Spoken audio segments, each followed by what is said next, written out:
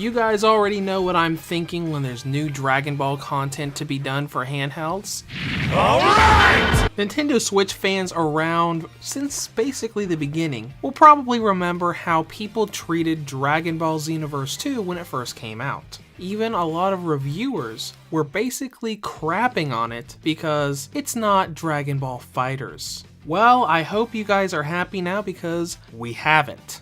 It took a while for them to optimize it, but it was worth the wait. Without further ado, here is my review of Dragon Ball FighterZ for the Nintendo Switch. FighterZ takes place in the anime timeline sometime between the events of the Resurrection and future arcs of Dragon Ball Super.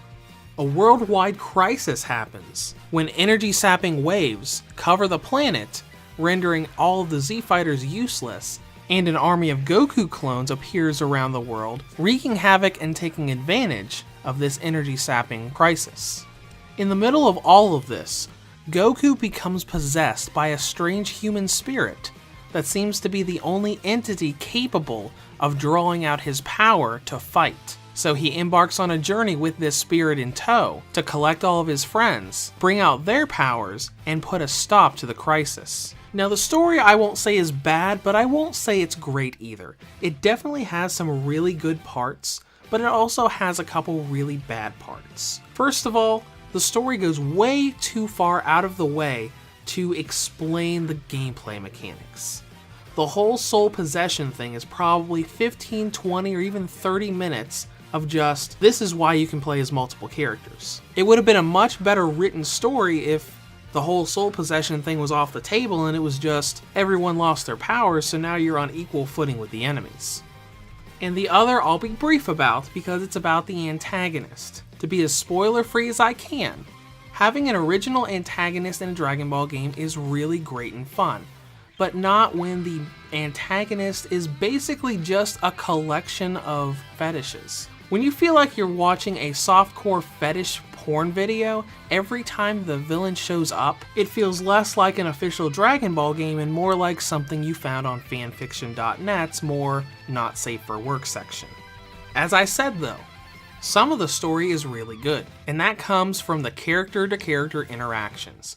If you have certain characters in your party at the same time, you'll get special pre-battle cutscenes where they'll interact with each other in very funny and what-if ways, such as Goku and Gohan debating fusing together into a new warrior, to more funny what-if scenarios of Cell or Frieza interacting with Majin Buu. If you like Dragon Ball fan service, you will absolutely love all of these little scenes.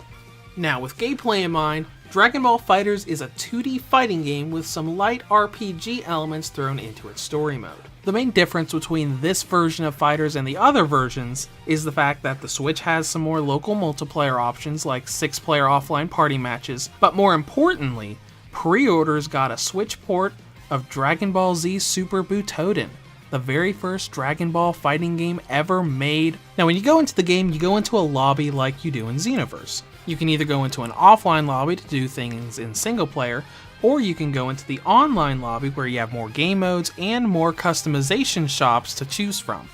Now when it comes to game modes, you've got a few things to choose from. You've got story mode where you can play through 3 different campaigns in a very Budokai 2-like grid, where you make custom parties, level up as you fight, and equip skills to help you along. Not to mention unlocking all of those special cutscenes that I mentioned in the story section. And then you've got local battle where you can make custom matches against the AI, a typical gauntlet style arcade mode, and finally practice mode that has a lot of tutorials including extensive combo tutorials for all of the playable characters, DLC included. Now when you get into multiplayer, there's some variety here as well. You've got World Match, where you can just take your team to take on opponents in PvP, Arena Match, where you can match up for PvP with others in the same lobby, and my personal favorite, Party Match. In Party Matches, you have 6 players in one match, each only controlling one character, giving a little bit of strategy and a little bit of variety in the fact that you never know when someone's going to tag you in and you'll have to take over and fight. You've also got some more minor game modes, like the Replay Theater and Z-Union, where you can basically be a fan club of a certain character and get rewards over time. But let's get out of game modes and get right into the meat and best part about this game, the combat. I compare this game mostly to the Marvel vs. Capcom games. You've got 3 character parties, but only one character is on the 2D plane at once, letting you do a lot of assist attacks for your other characters coming in and doing either attacks or actually replacing you and doing an attack on the enemy at the same time. Also, like Marvel vs. Capcom, the combo system is pretty simple. You have basic attacks that you use with the action buttons and sometimes the R triggers, and you can do different skills by doing simple D-pad or arrow button inputs along with those face buttons. It's also pretty rewarding because combos are easy to block, but once you get one going, the opponent is stuck in that combo until you're finished with it. And just to throw it out there, if you're not a fan of using D-pad inputs with the Joy-Cons, there's also a simple control scheme where you can do those special skills with the triggers that makes it far easier, because as much as I've played the game, it's a lot harder to play with the Joy-Cons. As fun as the combat is, the spectacle of the combat is really the greatest feature, at least in my opinion. Every move, every super attack, every cinematic ultimate is something taken out of the anime franchise for every character. Even something as simple as a regular normal attack punch is something that replicates the anime. With how this works, and with how cinematic every ultimate is, it looks like you're watching an anime. Which is a big reason why in my review of the beta, I said I enjoyed spectating just as much as I did fighting because it's such a joy to watch. Now all of this does come together pretty well. You've got plenty to do in single player and you've got a really fun combat system for multiplayer. But let's talk time, because this is a $60 game, so outside of playing Super Butoden, how much time are you going to get out of the single player content here? After I had played the intro, all of the basic tutorials, a couple runs through arcade mode, and some pretty patient runs through the 3 story campaigns, I logged around 17 to 18 hours. Now you can go back through story mode on hard mode and unlock all of the special story scenes, but I'd say there's probably only about 18 to 20 hours of single player content here. Now let's talk presentation, which is one of the greatest parts about this game. Just like in the beta, when you have this in docked mode, it's basically flawless and the cell shading is so in-depth that it looks like you're watching an anime and not a video game.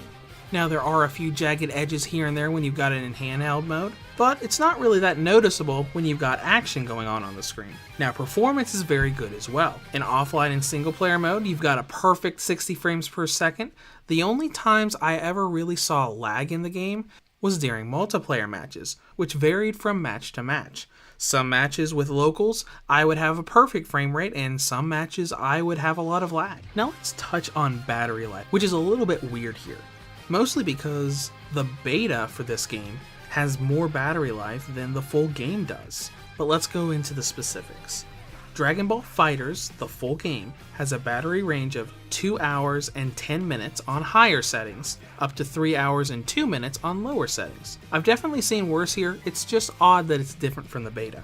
Now in conclusion, Dragon Ball FighterZ is a great 2D fighting game with fun and rewarding gameplay, beautiful visuals, and a lot of fan service for Dragon Ball fans. The only really bad parts about the game are the story aspects that I mentioned back in the story section. So if you want a 2D fighter for multiplayer, this is a great choice. But if you're a Dragon Ball fan wanting a lot of single player content, you're probably better off with Xenoverse 2. Reviews to Go rates Dragon Ball FighterZ for the Nintendo Switch a 9 out of 10.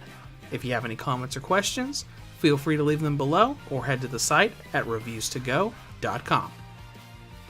Before I go, I just want to take a moment to thank all of my donators and patrons. I appreciate and use all donations that I receive to further both the quantity and quality of the content here on Reviews to Go. Thank you very much, and if any of you would like to donate, head over to patreon.com/reviewstogo, or if you'd rather do a one-time donation, head over to paypal.me/reviewstogo. Thanks again for watching the review. Have a great day.